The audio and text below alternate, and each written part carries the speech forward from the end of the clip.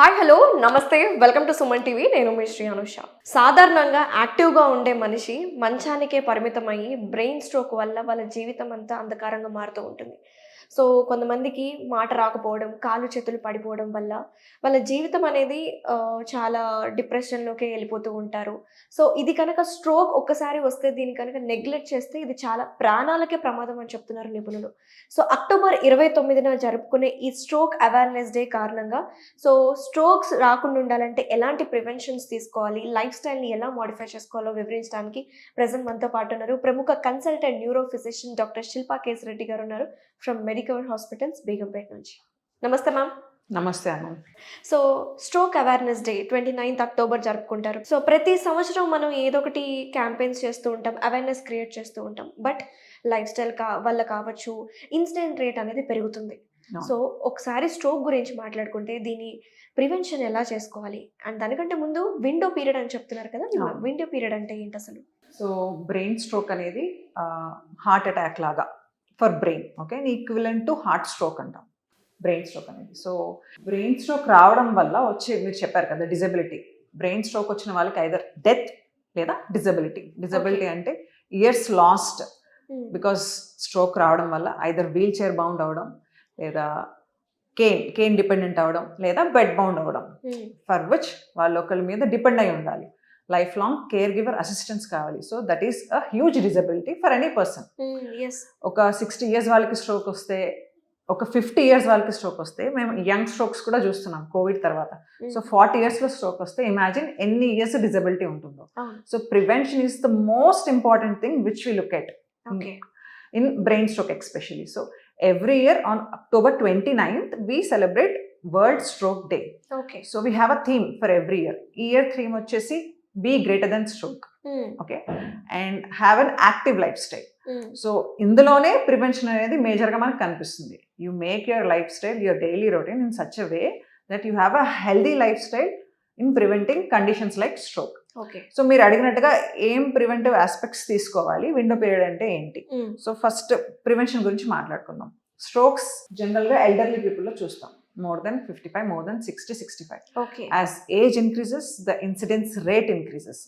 So ఎందుకు more common అంటే వీళ్ళకి బ్లడ్ వెజల్స్లో ఎథెరోస్క్లిరోసిస్ అనేది ఫామ్ అవుతుంది. అంటే బ్లడ్ వెజల్ వాల్ థిక్ అవ్వడం, ఎలాస్టిసిటీ తగ్గిపోవడం, కొలెస్ట్రాల్ డిపాజిట్స్ రావడం, ఓకే, దానివల్ల క్లాట్ ఫార్మింగ్ టెండెన్సీ ఎల్డర్లీ పీపుల్లో ఎక్కువ ఉంటుంది. అండ్ డయాబెటీస్ ఉన్న వాళ్ళలో, బీపీ ఉన్న వాళ్ళలో, స్మోకింగ్, ఆల్కహాల్, అదర్ డ్రగ్స్ తీసుకునే వాళ్ళలో ఈ రిస్క్ ఎక్కువ ఉంటుంది. ఆల్సో డిస్లిపిడీమియా అంటే abnormal cholesterol, blood cholesterol levels ఉండడం. సో ఇవన్నీ రిస్క్ ఫ్యాక్టర్స్. సో ఎవరికైతే వన్ రిస్క్ ఫ్యాక్టర్ ఉంటేనే రిస్క్ ఎక్కువ.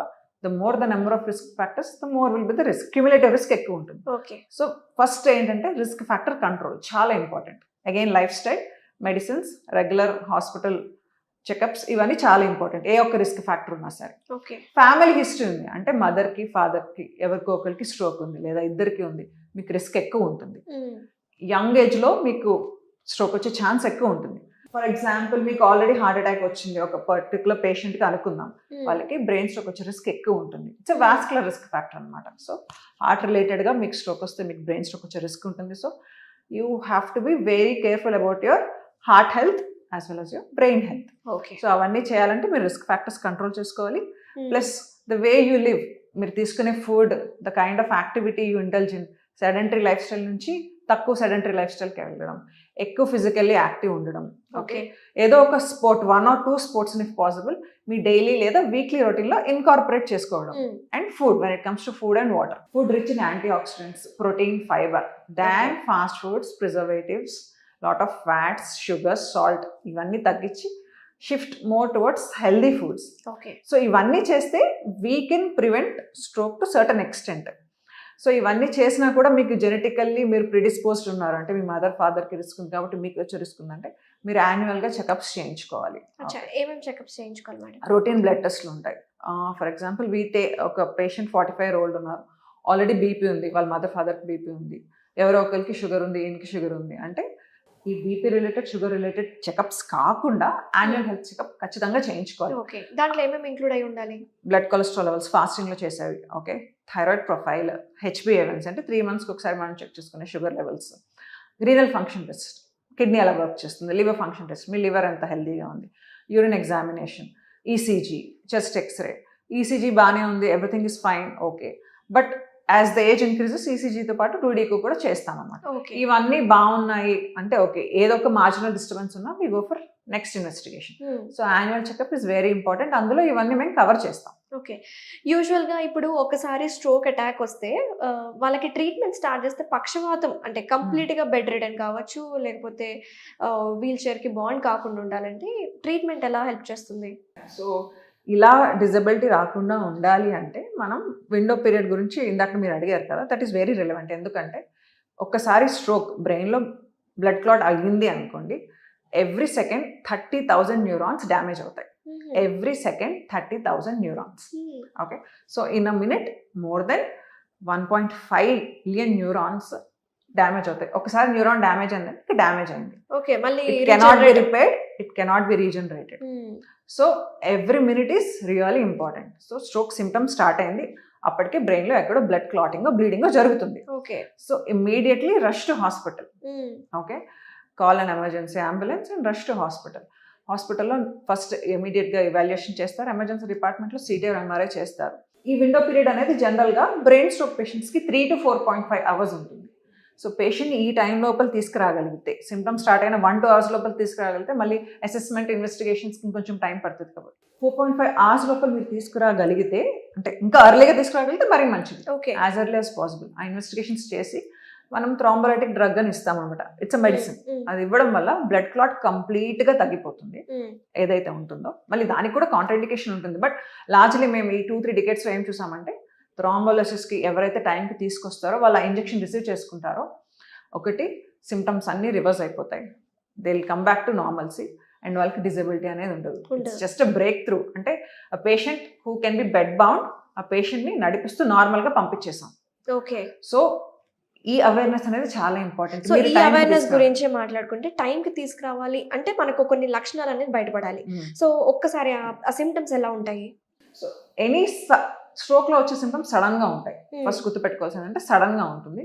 బీ ఫాస్ట్, BFAST, ఇప్పుడు అన్ని హోర్డింగ్స్లో అన్ని చోట్ల చూస్తున్నాం. Be fast, B for balance, అంటే సడన్గా బ్యాలెన్స్ ఇష్యూస్ రావడం, నడుస్తూ సడన్గా తూలినట్టు అవడం, తోసినట్టు అవడం, కళ్ళు తిరిగి పడిపోవడం, అది. So sudden loss of balance, B for balance. E for eyes అంటే sudden loss of vision in 1 or both eyes, 1 eyeలో కానీ 2 eyesలో కానీ.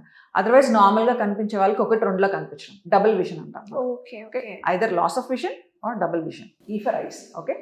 ఎఫ్ ఫర్ ఫేస్ అంటే నార్మల్గా మాట్లాడుతున్న వాళ్ళు మాట్లాడుతున్నప్పుడు మూతి పక్కకి వెళ్ళిపోవడం, లేకపోతే ఇట్లా కిందకి డ్రూల్ అయినట్టు రావడం, ఒకవైపు అంతా వీక్నెస్, ఫేషియల్ వీక్నెస్. ఎట్లయితే మనం ఆర్మ్ లెగ్ వీక్నెస్ చూస్తామో అట్లాగే one side of the face weakness. Okay. Okay.